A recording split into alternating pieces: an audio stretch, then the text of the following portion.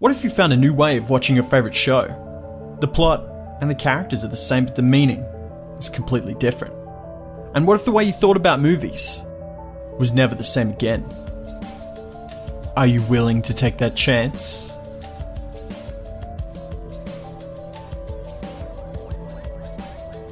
Welcome to Abstract Nonsense, the Fan Theories and Alternate Readings podcast. My name is Joe Lewis, and I'm joined by Anthony Bull to talk about all things abstract, all things nonsense. How are you, Anthony? I'm good, Joe. How are you? I'm very well, because today we are talking about a children's animated TV show. Well, children's animated movie. Not a TV show. Could be a TV show, though. It does have enough legs for that, I think. Yeah, you could, actually. We're talking about Zootopia, of course. The 2016 Disney, I don't want to say, you can't say classic, but I guess, because it's too new, but it's a good movie. So, this is Zootopia. Let's make a brand new start. That's the Zootopia theme song. That's what everyone remembers. It's the Utopia theme song, and, probably about maybe one person that's listening got that. But we are talking about Zootopia. And let me just give you a bit of an introduction as to what Zootopia is, Anthony, in case you hadn't watched it in preparation for this episode, which is, more than 50% likely. It's possible. But I'm joking, of course. Anthony does always prepare. We are professionals here on this podcast. We always prepare. Even if it's at 1 hour for the podcast, we always prepare. Zootopia is an animated film set in a world inhabited only by animals. They live in cities, have an economy, and their own pop stars. Judy Hopps is a female rabbit who dreams of being a police officer in the enormous Zootopia city, but finds herself fighting discrimination as the first female bunny officer and eventually uncovers a city-wide speciesist conspiracy. It's prey versus predator as multiple political factions vie for control of a city that is quickly becoming as animalistic as their ancient ancestors. So what did you think of Zootopia, Anthony? And keep in mind, dear listener, that this podcast will contain spoilers if you haven't yet seen Zootopia. So I thought that Zootopia was a very good film. I really enjoyed the it's probably one of the best animated films I've seen in a while. You said that it's a children's movie, and it is a children's movie, but there are so many deeper themes that it's got a very adult story in that an adult can sit down and you can watch this, and as we do right now, we come up with alternate theories. You can get a much richer experience from this. Like, you can see so much of your world in Zootopia. Well, even if it doesn't all technically pan out, because, again, cartoons have the liberty of making stuff up and not making all of the logic connect properly. Well, it was heralded as when it came out, the children's Chinatown. If you haven't seen Chinatown, great film. Go and watch it. Jack Nicholson. Winding Nicholson? Conspiracies. Yeah, Chinatown. You're thinking of Big Trouble in Little China. I am thinking of Big Trouble in Little China. Which is a completely different movie. With Kurt Russell. Yeah. Not even close. Chinatown's great. You'd love it, especially. You know what's a good movie? What? Escape from New York. Of course you'd say unrelated, that. But still. Let's talk about the fan theories. The reason that we're here. This one comes from a Facebook message from Sarah, who's written into us on Facebook. She's messaged us there, and she said, I think Zootopia takes place in a far future version of our world, where animals have overthrown humans and have taken control of the planet. What do you think about this, Anthony? This is one of the major ones that you would come across for Zootopia. And I don't want to be rude to Sarah, but this is a little bit obvious. This is one of the first ones that you think of when you think about Zootopia. There's a whole bunch of animals acting like humans.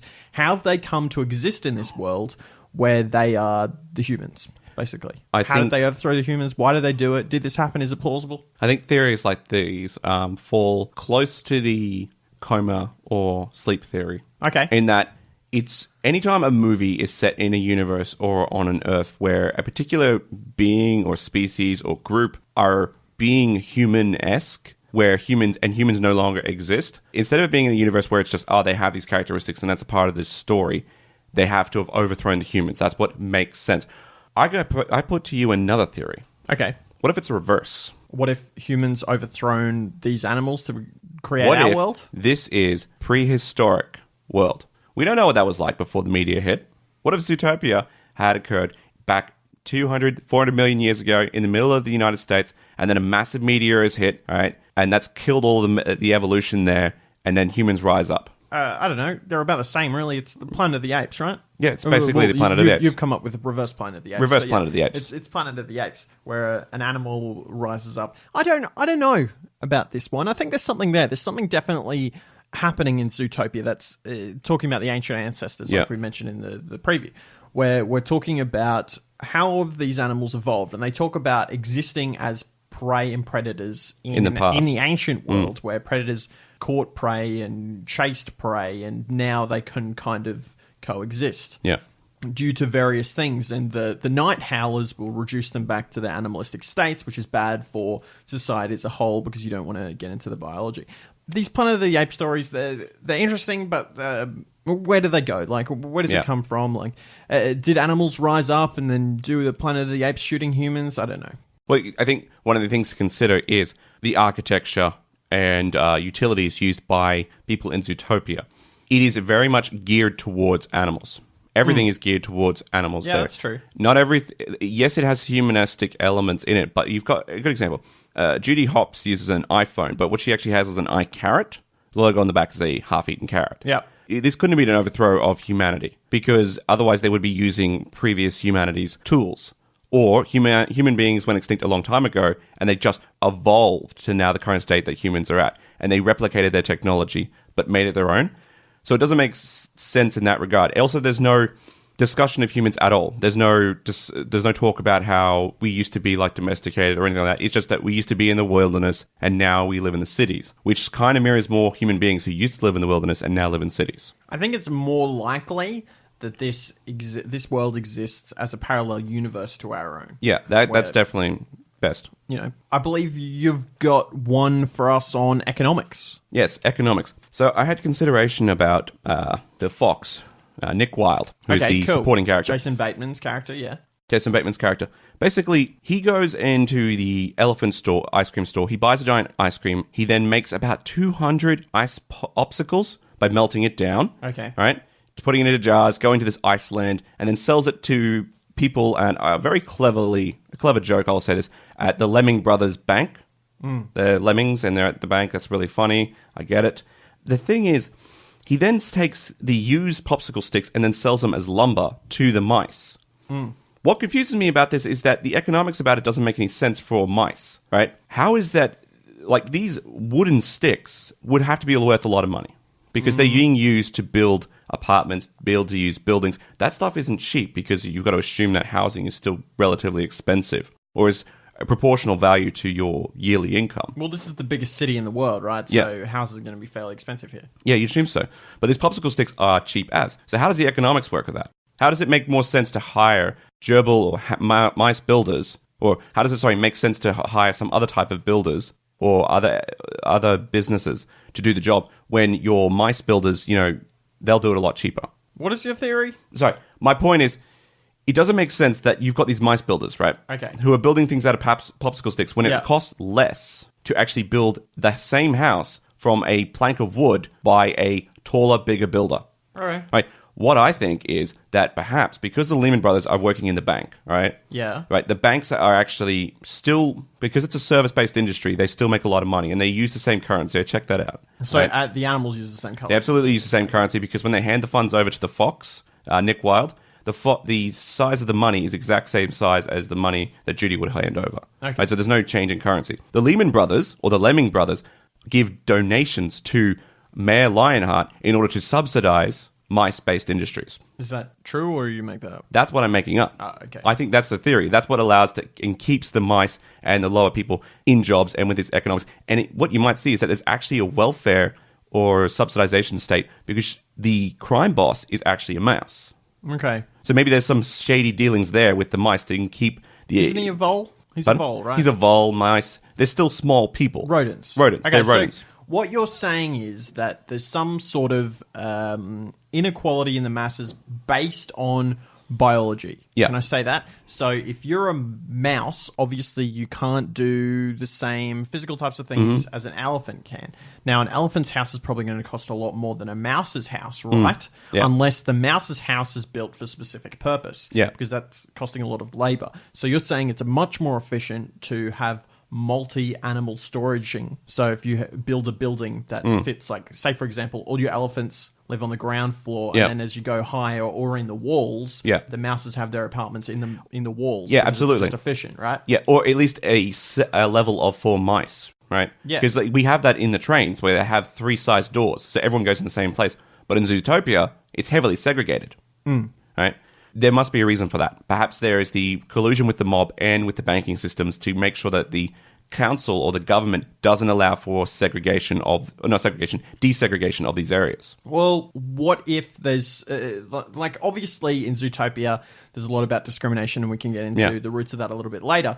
Maybe it's like, is it the early 70s, late 60s America, where it's just the way it was? Yeah. Like, people, I don't think at that point were actively discriminating against people of other races, but it was just, at that point, it was the status quo. Yeah. Like, you got to sit somewhere else on the bus. It's just because at the time, like, that's what was happening, you know, and maybe those people had, they had this hate bred into them by their parents, and it was just nature, but they didn't realize what they were thinking. Maybe that's happening in Zootopia. It's like, the mice can't live with the elephants. Yeah. Because bad things will happen. Yeah.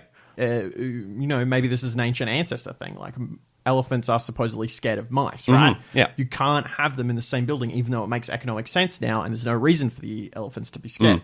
Absolutely. Yeah, I agree. There's that residual hatred and underlying racial bigotry there. Yeah.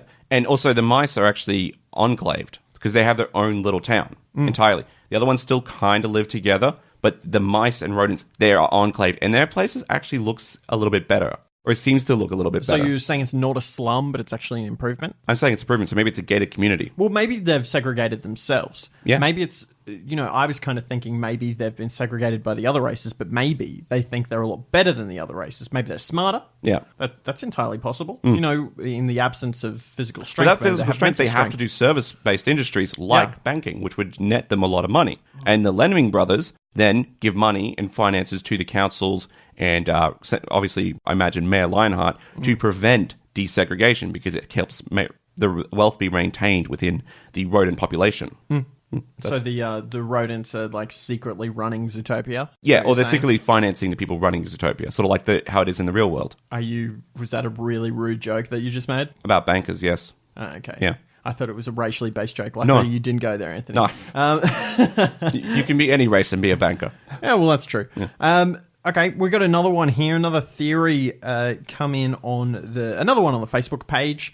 It's from Joshua, and this one says, is Zootopia, okay, this one's a little bit wild, Anthony, so hold on to your seats. All right. Zootopia is a film that exists in a world run entirely by animals.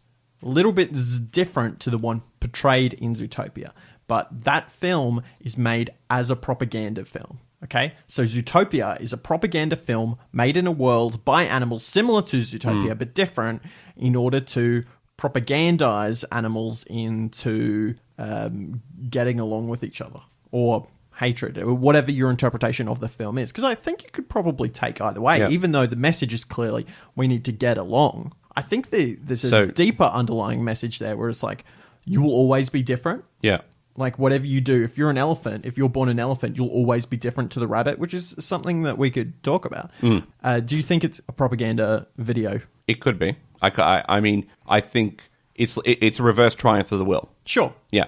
So instead of saying, you know, we're the best above every other race, it's saying, hey, we've got differences, but we can all work together and live together.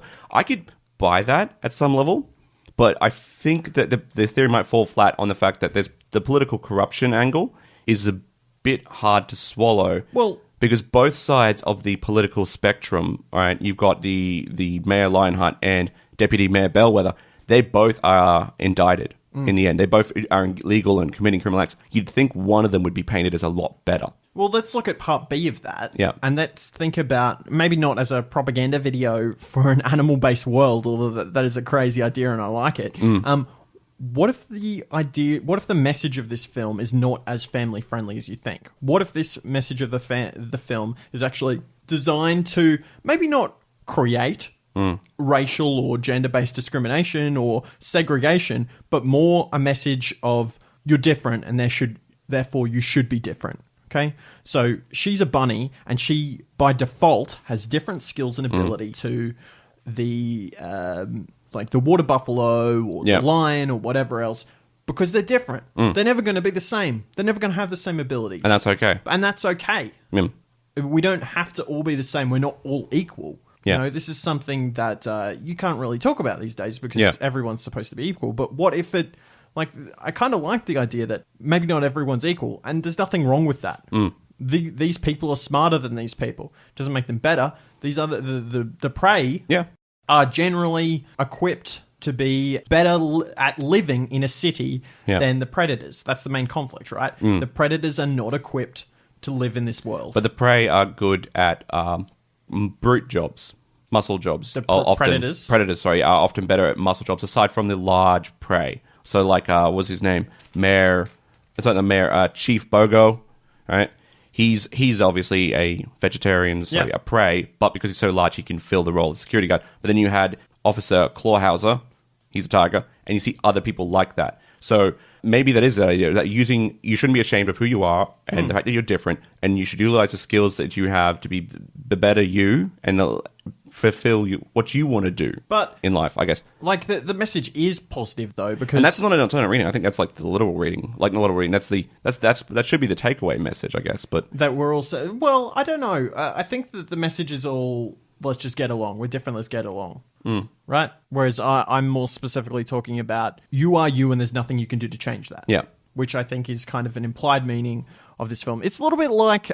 If we can stray aside just for a second into the Lego movie. Yeah. So it came out a couple of years ago. The Lego movie, the message of that movie was, what was it? You can do anything. Everything. Everyone can be creative or something. You are unique. Yeah. And you are the youest you that you can be. Yeah. Dr. Zeus line. But then we find out at the end with the... Well, spoilers for the Lego movie, Will Ferrell has actually made everyone and has created everyone. So they're not equal. They're all just created and fit into this thing. It's been a little while since I've seen that movie, so maybe that's a bit blurry. What do you think? I think... Look, I'm for your theory with the idea that it's promoting the idea that we're all different and that we should not try to pretend like we are all the same. And that's not a thing to be ashamed of. And actually, it's something that you can actually, if you understand yourself, you could then utilize that to your own advantage in a good way. So pursue the career you want, not because you have talent in it and you have skills in it, not because it's the thing to do. And we're all the same. Maybe that's not some mind-blowing theory, but because it is kind of literally there might be some the secret, intended reading. There might be a secret meaning in there. You never know. I mean, there were trains in that movie, so you might be on the right track. But it just surprised me a little bit because that idea that you're different, you're born different and you can't change that is pretty countercultural. It is. Especially for a children's film, right? You know, every other movie is telling us you can be whatever you want to be. Whereas Zootopia is kind of telling us that you can be the bunny rabbit police officer, but you're never going to be the same police officer as the wildebeest police officer. And it shows, because it's interesting, she gets there by a sort of different like route. It's an edict I put out to get more prey or get small bunnies into the police force. Yeah, and she's not trusted, which is fair, right? But then she establishes that she is actually good at what she does, and she has skills, just like the fox. Nick Wilde has skills that Judy Hopps does not have, and neither does any of the police forces have. Yep. And that's essential probably for, maybe diversity in the workplace in the sense that we all have skills that we can contribute. Whenever we talk about diversity is good because of the different things that you bring to the table, right? Yep. Cool. So I believe you've got a bigotry-based reading. So there's one thing, I think... I've got two, essentially, but they sort of flow together. One is, I'm going to start with racism in the police because it's very obvious. Okay. Judy Hopps, at the start of the movie, is attacked by a fox, Gideon Grey. That leaves a lasting impact on her, where she doesn't trust foxes when she goes to Zootopia or in general. What she sees is she sees Nick Wilde go into an ice cream store when she's in Zootopia. Yep. And she thinks that's really suspicious. You're not supposed to go in there, all right? But she's also thinking, that's a fox. I know that they're sly. I know that they're dangerous. Yep. The thing is, after she sticks up for him, he then is seen doing things that are actually not criminal, but they are suspicious. They are shifty. You wouldn't normally think that that's okay. So her original gut reaction of something's off here, of Nick going into the elephant ice cream store, that was justified. But she also still has the racist views, where it's like, oh, there's that fox again. there's foxes, he's going to be up to no good. So they're both true and they're both kind of false. And that's okay, but not politically. Because that's a divisive issue. Because if you talked about that in any way, it's either the cop was being racist or the cop was justified because it's incorrect. But you could have both things. And maybe that's a message that this is trying to say. That this cops maybe shooting minorities is not an issue of they're just racist. There might actually be like a thing like, statistically speaking, they might also be going after people who commit more crimes, which are unfortunately black males who are poor. All right. But they still might have some racist bias. Okay. And just by politicizing these two out from each other, you might solve one, but you won't solve the other. And thus you won't solve the real issue. Okay. Maybe that's the alternate reading. Maybe. So then my second one is just, I think, a bit more over. It's the toxic ideology that's in your society. Okay. That are held by minority people. Sure. And this toxic ideology can be held by the majority as well. So we'll just start off with what I think it is in a modern sense. Just radical Islamic terrorism, all right? Or Wahhabist Islam, all right? What? That's Wahhabist? Like Wahhabist Islam. Wasabiist Islam? Is this a type of Islamists who eat only wasabi? No. Wahhabist Islam is like a very strict conservative form of Islam. It's the kind of stuff they practice in Saudi Arabia, kind of stuff that ISIS is based on. Right? Okay. That's the kind of stuff that scares the heck out of people in the West, Yeah. They're cutting the people's heads off. What you see is... where are you going with this? Sorry. We have carnivores as a minority. They are obviously, I think, at least if you take it from today's angle, you apply it, there'd be Islamic or Middle Eastern people, okay? So let's just, for a second, just define what you are saying as a carnivore. A carnivore, I'm saying that the carnivore is anyone who's a minority. Oh, okay. Okay. Who can fit in, right? You're not trying to say that Islamic people eat only meat, right? No, You're not saying that? No, I don't think so. Or they eat humans. You're not trying to say that there's some sort of Islamic cannibalistic cult. But I think it's haram to eat humans. I don't know. Maybe. Halal. What? Haram. What does haram mean? It means it's like you can't eat it. It's bad. It's the opposite of halal. Anyway, so there's the minorities. Now, they've obviously in the past, maybe they had some violent stuff, but maybe you have westernized people who were just practicing Islam. They were fine. They lived in the society. But then you have these radicals pop up, right? And that makes people very scared of the whole minority and not just those tiny little people who have been infected with this toxic ideology, which is the Night Howler Serum. Or in modern interpretation, you could say it's the Wahhabist Islamic ideology or the ISIS propaganda, if you will. The real thing about this is that this manipulation of fear is used for political gain, in not just in the movie, but also in our society. First off, you've got the person trying to cover it up. These are the people who are saying we can all get together, we can all come together. All right, it's in the Mayor Lionheart's best interest to try to cover up all these carnivore attacks because he wants to pretend it doesn't happen because it doesn't help him politically. This is the side that says, there's no such thing with Islamic terrorism. There's nothing wrong with that. Just shut up about it. We're not going to have that conversation. But then you have Deputy Mayor Bellwether, who is quoted, actually, in the movie, as saying, fear always works, and I will dart every predator in Zootopia to keep it that way. She's manipulating the fear of this radical ideology to try to gain power for herself. Lastly, you can counter this and say that it's also maybe the majority have a toxic ideology. I'm going to reference the Nazis with the Reichstag fire. Right? Okay, let me just recap that, because that was fairly dense, and I feel like about 70% of the people who are listening have switched off their pods now.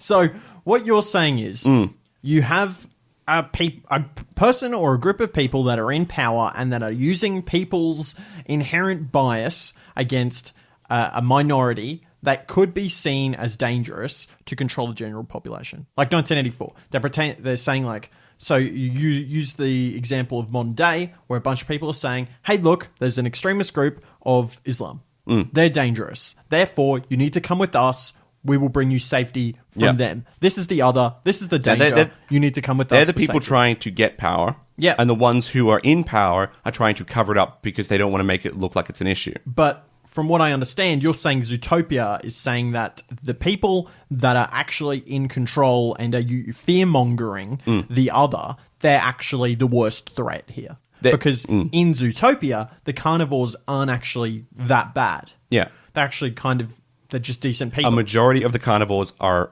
absolutely fine. But are you manipulating and stoking this fear in order to bring about change? Whilst the other one, the central power that's already in power, they're the ones trying to prevent change because it doesn't help them politically. They care a little, I guess, maybe about the people, but it's all about politics. And I brought up the majority of toxic ideology because current Mayor Bellwether's plan, her plan is like the Reichstag fire. Okay, do you want to explain that for our listeners? So the Reichstag fire was a fire set to the Reichstag building, which is the German parliament, I believe, in 1933 by the Nazis. The Nazis blamed the Jews, and by doing that, they radicalized and they reaffirmed their stance, amongst the majority of Germans, as the Jews being the enemy. By Bellwether doing this and showing that all these predators are bad and she shoots all these people, she is putting out this idea that these predators are evil, whether they are evil or not, whether they commit crimes, because it's going to turn people to her side. So it's just like the Reichstag fire. She's the one behind the whole thing. Okay. So the toxic ideology is not just in the minority, but it can be in the majority as well. Yeah, okay. Well, that's fair enough. It's a little bit like, to reference Three Lions. Yeah, I don't know. Four Lions. Four Lions. British movie. They're trying to burn down a mosque. To make people they want to bomb the mosque to radicalize the moderates. Yeah, to radicalize the moderates, and which is a real thing now. Yeah. It is actually, yeah. But it was in a comedy British movie. Great movie, by the way, Four Lions. Any more theories, Anthony? No, I don't have any more theories. Okay, what about cool. yourself? Well, let's jump into our favourite segment, and it's called It's All in His Head. Okay, and now this is a segment where we discuss how the film, movie, TV show, whatever we're talking about, could be rationalized as, the classic theory, they were in a coma, it was all a dream. It kind of blasé theory, but it's fun trying to put a new spin on it depending on TV show. So I've got one here, Anthony. Yeah. Okay. The Fox, Nick Foxman. Nick's what? Nick Wilde. Nick Mr. Fox. Nick Mr. Fox, Fantastic Nick Fox. Mm-hmm.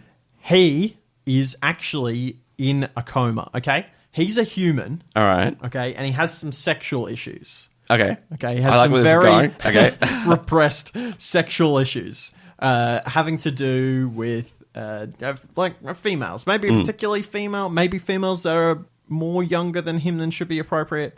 Whatever, okay? So he damages his head and he falls into a coma. And he wakes up and he sees himself as this man, but he sees himself as a predator. Ah, yes. He's got some weird sexual issues. There's tension between him and women.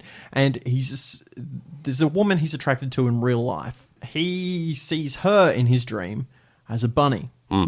This vulnerable, virile image of a woman. Oh, yeah. Athletic. And he sees this attraction to her. They breed like rabbits. He doesn't... He's got a lot of self-confidence. He's lost self-confidence because, this is, the inner battles fighting in his mind, the shadow and the light sides. He sees himself as this terrible, predatory person, but he feels at conflict with himself because he doesn't like that, and that's kind of why his mind has conjured this world, because of this duality. Pretty much everyone has some kind of duality, and Jung talks about the shadow self, right? Yeah. Carl Jung.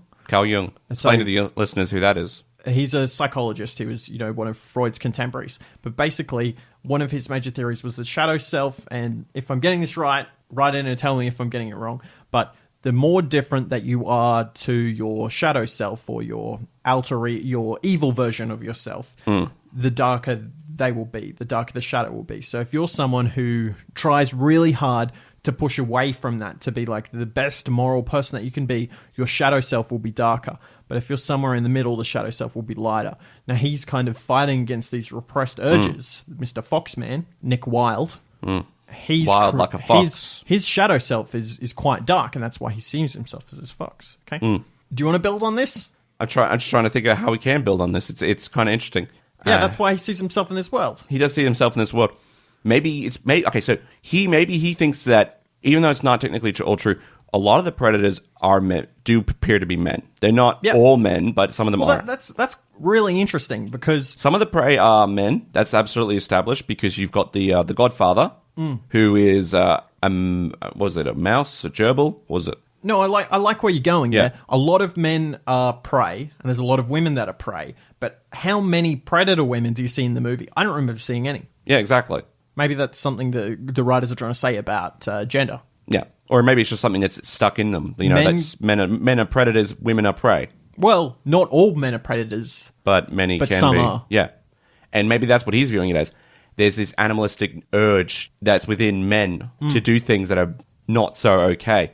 But then it turns out that it's actually not part of their nature, right, to be predators. It's actually something that's artificially put into them. Maybe it's put into them by their nurture or some other chemical. You're veering that's put away into from them. the all in the head, though. Well, it is in the head. He's reconciling his predatory nature or his desires with his moral self. Okay. He wants to go for these younger people, Yeah. you know, my Sharona style, you know. Yeah. He wants to go for the touch of the younger kind, but he feels morally conflicted about it. And he thinks maybe that's part of his biology is to go for these younger, more attractive women, right? Very virile sort of thing.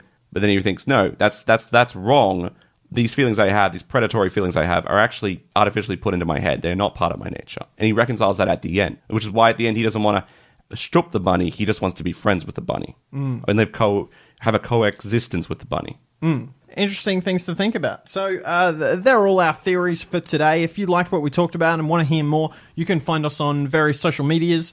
We are Abstract Nonsense, the Fan Theories podcast. What you can do for us, the best thing that you can do for us to help us get more listeners, to help us put out more regular content, is to give us a rating and a review on iTunes. It's the absolute best thing that you can do. You can also like our Facebook page, Abstract Nonsense, and we're also available on Twitter, all the rest as well. Anything else you want to say, Anthony, before we go? No, I've been enjoying the Zootopia with you too much that I'm out. You're pooped out. I'm pooped out. Your elephant pooped out. Exactly. Thank you very much for listening to Abstract Nonsense, the Fan Theories podcast. Tune in next time. My name is Joe Lewis. And I'm Anthony Bull. Have a great week and stay abstract.